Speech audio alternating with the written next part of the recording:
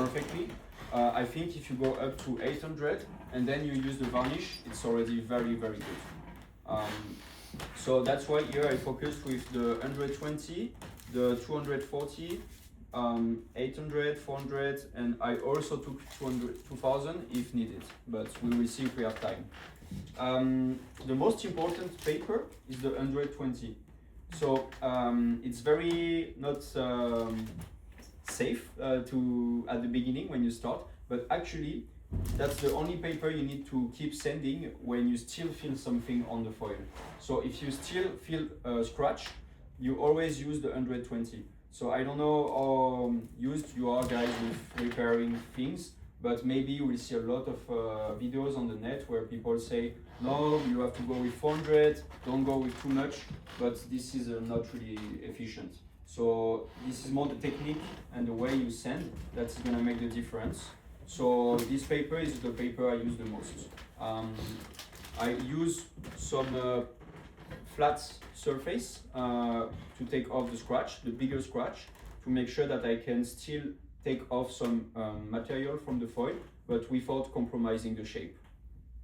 I also brought this really nice UV resin. So this is a resin that you put and you put a UV lamp on it that is there, and it automatically dries. So in 5 to 10 seconds, pushing the UV lights, you will have something that is the equivalent of the real epoxy resin that will cure for maybe like 5 hours. So I still brought some epoxy. So here we can see the is more for demonstration. Is the epoxy here, and here is the hardener.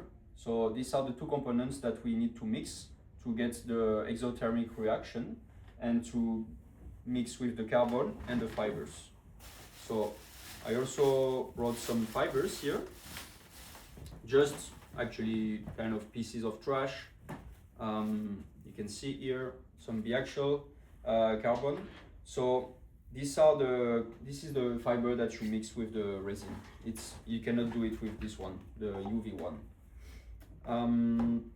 So I also took some paints, black paints, but you can find many different paints on Amazon.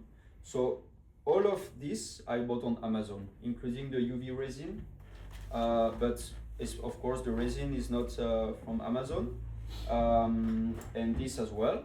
This is the varnish. It's a 2-component varnish that is actually very good looking and very resistant.